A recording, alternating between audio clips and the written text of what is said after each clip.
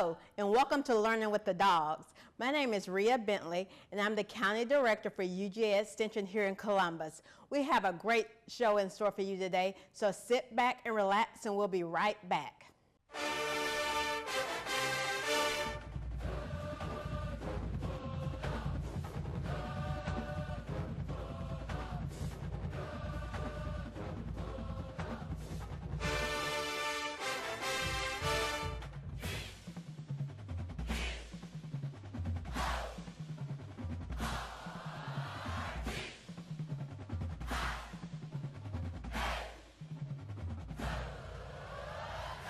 Welcome back. I'm Rhea Bentley, the Family Consumer Sciences Agent and Department Head for Cooperative Extension. So we've come into a new year, and you're wondering, what resolution should I make? What diet should I do? So I always say there's no particular diet you should do. We should just try to eat healthy and eat clean. I know you've heard a lot on the radio about on TV, about eating clean and clean diets and those types of things. So today we're going to make a few recipes that would be considered under clean eating, and they will also fall on the Mediterranean diet. You've heard a lot about that in the media. They're saying that's the #1 diet. Not saying that I agree with that, but I want to share you some recipes with you if that's a diet that you would be interested in. So we're going to start out today with Mediterranean nachos. So you start with pita chips. You can get these in your local grocery store. They're already baked. You can do whole grain or you can do regular, but you want to do plain pita chips. And then we're going to make up a mixture to go on it. You need a ½ cup of hummus. You can use regular hummus, garlic hummus, whatever you choose to use. So, a ½ cup of hummus. Then you're going to do 2 tablespoons of extra virgin olive oil.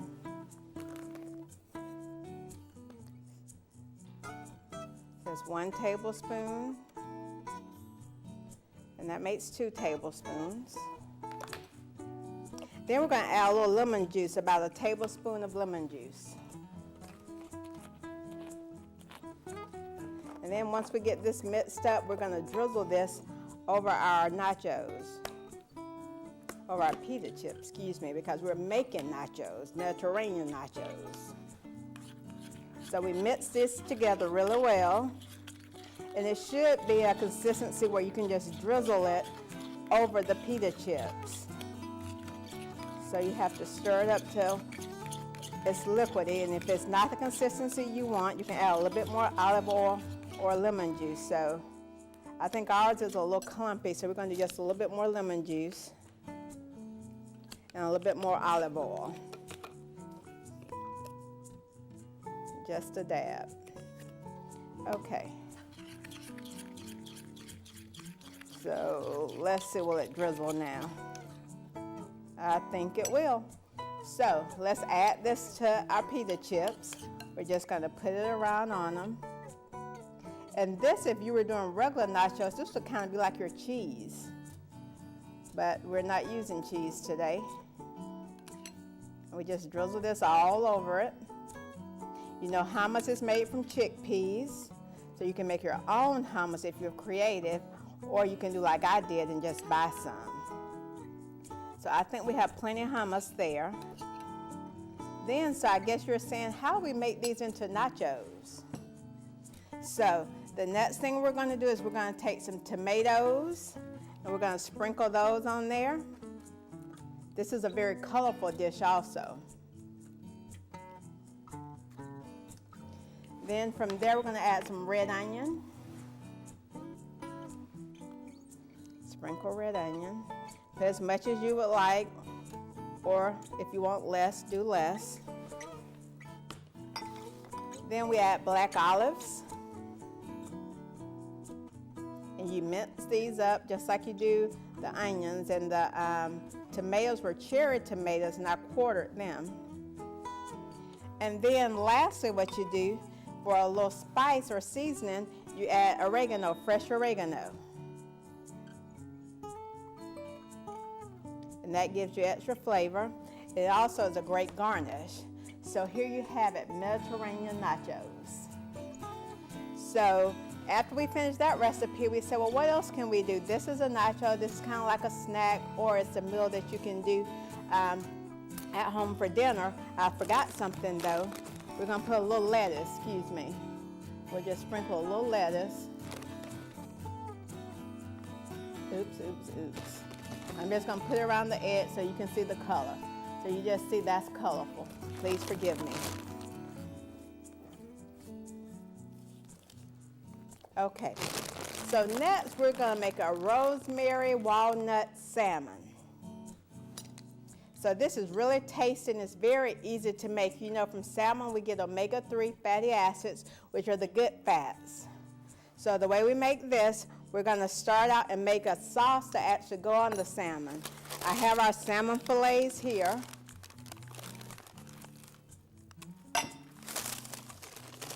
That I've already taken out, and these are the ones you can buy from the store that are already frozen, and they're on parchment paper because that's how you would cook it on the cookie sheet. So now for this, we're going to do 2 tablespoons of Dijon mustard.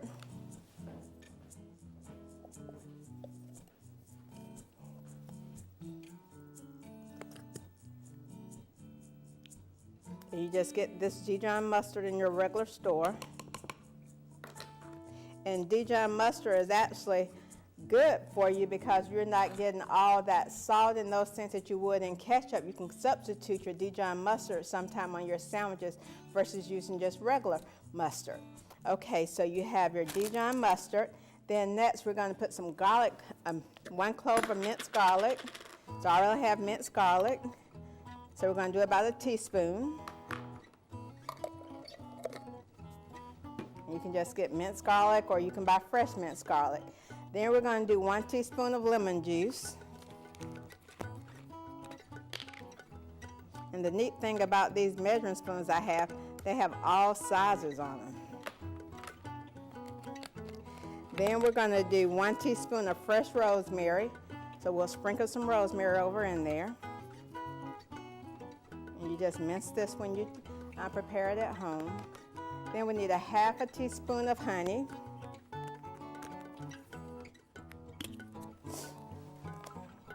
So we'll flip this over.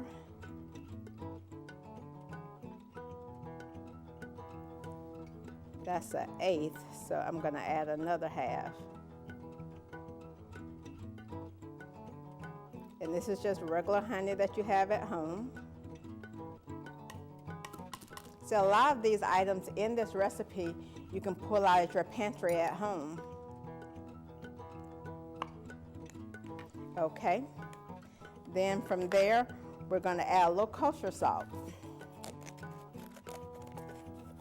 I'm just going to sprinkle a little bit in my hand. Then I'll just sprinkle it in there. Then we mix this together.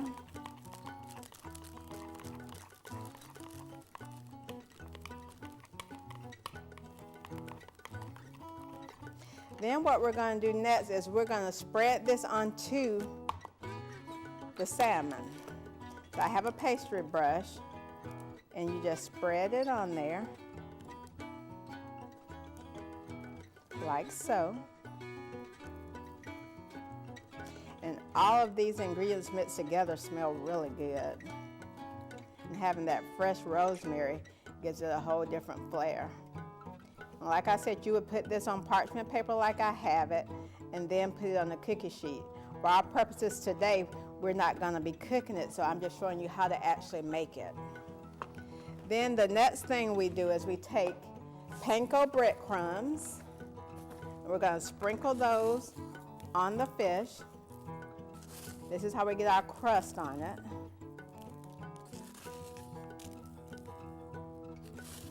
And you don't have to get a particular brand of panko, just get panko breadcrumbs. Whatever's economical for you. Then lastly, what we're going to do is we're going to put some walnuts on it. Now I guess you wonder how those walnuts are going to stay on there, but I'm going to add some cooking spray on top of that to hold everything in place. And these are just chopped walnuts. So you have a little soft, you have a little crunchy, so you have a lot of different textures going on there too. So then you use olive oil cooking spray. and you spray it lightly, like so, and then you bake it on 425 for 8 to 12 minutes. It depends on how tender you want it, and you also want it to flake. So I know you're wondering, what does the finished product look like? So right there we have our rosemary crusted salmon. For this recipe and others, give us a call at 706-653-4200, and we'll see you next time. Bon appetit. Good afternoon. Thank you for calling Citizen Service Center. Hey, I know that we only have once a week garbage pickup now, and since my pickup day is on Monday and that's a holiday, when are you picking up my trash? Ma'am, your makeup day will be on Wednesday. Okay, but what if my pickup day is on Tuesday and that's a holiday? Your makeup day will be on Wednesday. Well, what about Thursday? It's the day before. If your garbage pickup day falls on a holiday during the week, your makeup day will be on Wednesday. So what if my pickup day is on Wednesday? That's simple. We don't pick up on Wednesday. Welcome back to Learning with the Dogs. My name is Ann Randall, and I'm the Agriculture and Natural Resources Agent with University of Georgia Extension here in Columbus, Georgia. And today I'm out at the beautiful Walker Peters Langdon Garden, which is in historic Uptown. And we'll share the location information at the end here for you, because this is a beautiful public garden that you're welcome to come to anytime. And it's a little hidden space down here in the middle of Columbus, so I encourage you to come check it out. But I wanted to use this garden as an example to talk about those late winter, early spring garden chores you should be thinking about. Now in our area, it's very tempting to get out on these beautiful days and start working in the yard, but because it's still winter, we need to be careful about the kind of things we're doing out in the garden, because we don't want to get started too early and then have that late frost come. So one of the things we need to be aware of is when that last frost date is. So in our area, we typically get our last frost around early to late April, and it changes every year. In the areas close to the river in Uptown Columbus, usually that's April 1st to April 10th. As you get a little bit further from the river, from that water effect, it tends to be the end of April. But we have to be careful around here because we get those nice hot days way before then.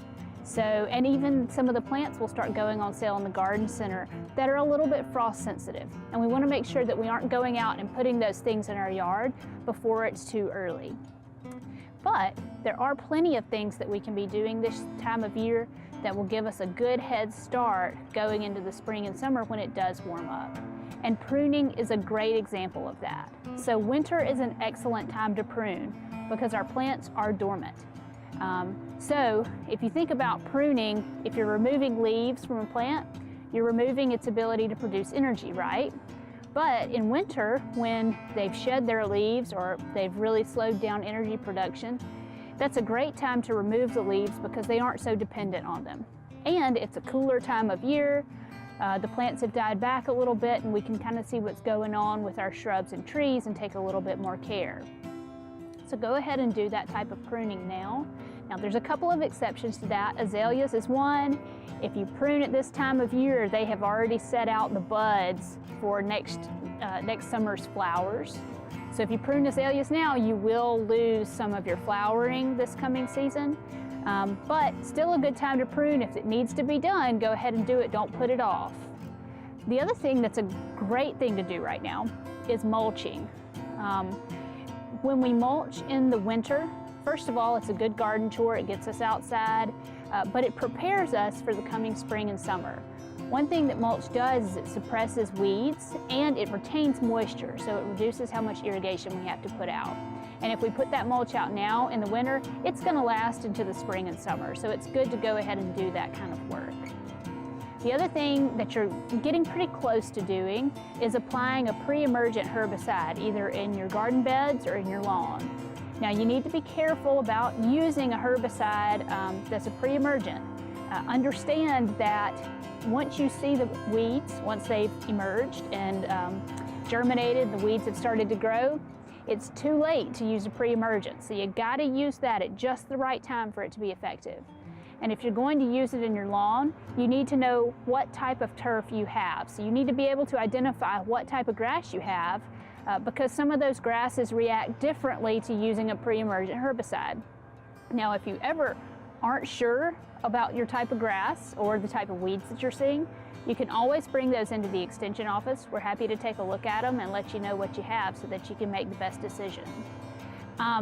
This is also a great time to go through your shed, pick out all those old tools, clean them. If something needs to be replaced, go ahead and replace it now. We don't often think about tool maintenance, but it's a very important part of doing good yard work, keeping things sharp, keeping them clean, and replacing things that need to be replaced. And then the last thing I would recommend is planting trees. This is an excellent time of year to plant trees. It's great to plant when things are dormant because, again, like I said before, there's not that pressure of having to grow during the heat and the drought that we typically have in the spring and summer here. So planting at this time of year is perfect for shrubs and trees. And we can often get some pretty good deals in the nursery, so go out and check out our local nurseries and see what they have available this time of year. There are lots of other things that you might be thinking about as you prepare for your vegetable garden or your flower garden, prepare to take care of your lawn this year. If you have any questions, you can always go to the UGA Extension website, which is ugaextension.org. And our local website is ugaextension.org/Muskogee. Our number at the local office is 706-653-4200. And come on down and see us if you have questions about your lawn or garden. And we'll be right back with more Learning with the Dogs. All parents want the best for their baby.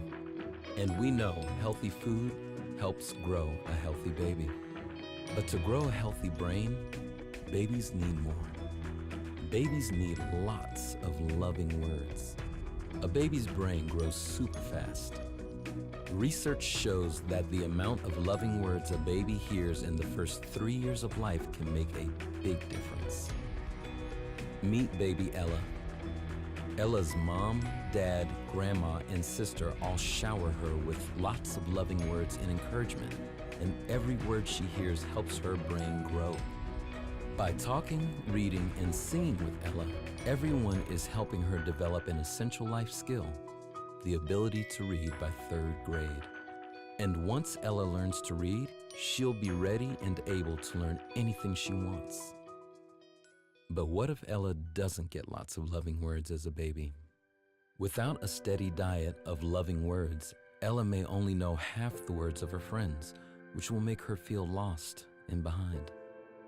Without knowing as many words, it will be harder for Ella to express her feelings when she gets frustrated, and school stops being fun.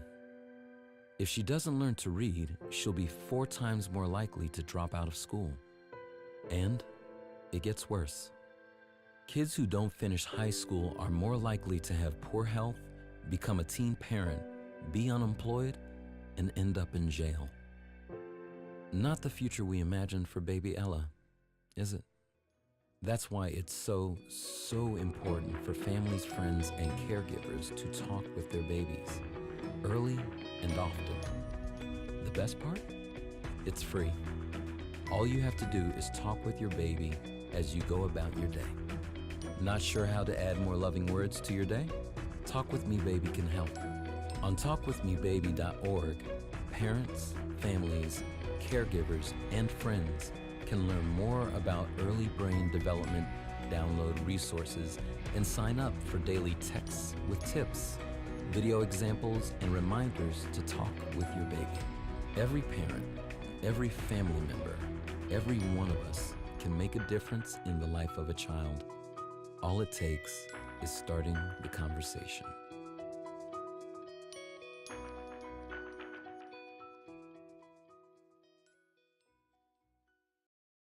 Welcome back to Learning with the Dogs. I'm Beverly Robideau with Columbus 4-H, and that's the youth development portion of Extension here in Muskogee County.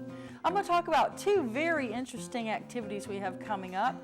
They are in the spring, and you might be thinking about jackets and chili right now, but this is something that takes practice and planning for your 4-H'er age 4th through 6th grade to participate in. The poultry judge in 4th through 12th, and the other we'll talk about will be district project achievement. Now, poultry judging is exactly what it sounds like, learning a little bit about chickens and eggs. And for a family that lives in a city, don't worry, you don't have to own a chicken, pet the chickens.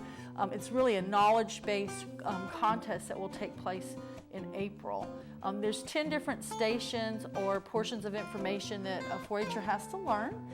It might include the body parts, the exterior body parts, the actual parts that you would purchase if you went to the store to buy chicken. And I like to share an interesting story. This is represents our drumstick here, and a lot of people call it the leg. That would include the thigh and some more of the chicken, but this is the drumstick. And it got its little nickname. At least one of the stories I've heard is that in more proper and Victorian-esque times, it wouldn't have been appropriate for a gentleman to mention a body part in mixed company. And so being creative, instead of saying, hand me the leg or hand me the breast or the thigh, he came up with, please hand me the drumstick, or the piece of chicken that looks like a drumstick. And that's a pretty practical thing that any 4-H'er, as they grow up, they're going to buy chicken, you're going to eat chicken, you want to get a good value for that. Some of the other things you learn in poultry judging is how to grade an egg once it's been broken out of the shell, as well as when it's in the shell. There's some flaws and things that you can learn about that you want to look for. They will learn about candling eggs, and of course that was an old-fashioned way to actually check the eggs. The farmer would hold them up to a candle and make sure that they were able to be sold. And today that's done commercially with the use of computers and conveyor belts. But we still want nice and good chickens and good eggs when we go to the store. So some of those old things have just been modernized, and you do learn about each of those in poultry judging. One of the first things I thought was super cool to learn about chickens is that you can tell if they are being persistent and actually laying eggs based on the bleaching of specific parts in a specific order. They will lose color. They will be originally more yellow, and then they will bleach to a more pale color, and it starts with the vent, eye ring, earlobe, beak, bottom of the feet, shank, hocks, and tops of toes. It is that way every time, and as they quit laying, they regain color in the exact same order that they lost that.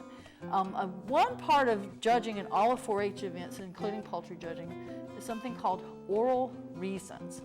This is giving an explanation to why you made the decision that you did. You may be dead wrong, but if you can explain yourself, that is a portion of this contest that you'll be scored on. As an adult, somebody says, it's aggravating. You need to be able to explain why you made a decision with facts or information or whatever came to you to make that decision. So that is part of poultry judging, is the oral decision and oral explanations to decisions. Now we're going to transition over to another 4-H event that's not really an all chicken thing. We just happen to have a 4-H'er that did a chicken project a few years ago, so we borrowed her posters. But this is for something called District Project Achievement. It's available to all ages, but by this time of the year, portfolios would be turned in by older students, and they would have done a lot of work through the year. For the students 4th through 6th grade, they can get started right now. And this event will take place on March 23rd, and we'll be on a Saturday field trip to Perry, Georgia. The basic way to get started on this for a general project is find a subject or topic that the student likes. They would research some information. They would prepare a speech that includes an introduction, 3 main points or 3 things you want to share about your topic, and then a conclusion. And we like to say high five for a good project because you've got all of those parts to include in your speech. You can bring props and things to look at. For instance, if somebody wanted to talk about 4-H poultry judging, they would bring a few props like this to show or share. And then you would present this with your posters, props, and your very best practiced speech so that you could come back home with a nice ribbon and place it Project Achievement. There are a few other ways to do this. If your child can do performing arts, if they sing, dance, play an instrument, can juggle, tell jokes, performing arts is several categories we have at Project Achievement. They can also do a food lab where they would prepare a non-baked assembled snack. Think about a sandwich, a parfait, that sort of thing. They have to follow food safety rules and might be asked about My Plate, but that's what the practice portion is about for that project. There's also a sewing project. We are not necessarily here in 4-H to teach the student to sew, but to guide them in the proper project for the sewing competition of this project. But we will be glad to help. We have material we can provide, and we can help them with as many things as we can, but it's much easier if the student already has a little bit of sewing knowledge before they try to do this. We have some ways to get ready for this. We have a parent interest meeting on January 31st from 6 to 7 at the 4-H office. We have some following meetings for the students. I think it's President's Day, February 18th. They can come and work on a project. We have posters, we have computers, we have staff that is very knowledgeable about how to prepare. And then we will also have a rough draft or a dress rehearsal on March the 2nd. And the actual event takes place March 23rd. So we do have time, but don't let it slip away. It's a wonderful experience for your child. It's a full day of going there, presenting. They provide lunch for your student. There's some fun activities, and then a very nice ceremony at the end to receive ribbons and that sort of thing. Participating in either of these events will guarantee that your student will be part of the 4-H Awards program at the end of the year. And they will add some life skills, being able to speak in front of a group, being able to explain a decision, learn a little bit more about chickens and poultry, maybe even think of that as a career at UGA and going through the poultry science department, and hopefully to be a more confident student and 4-H'er. So please check into these and other 4-H events by calling the Cooperative Extension office at 706-653-4200. Thanks for listening.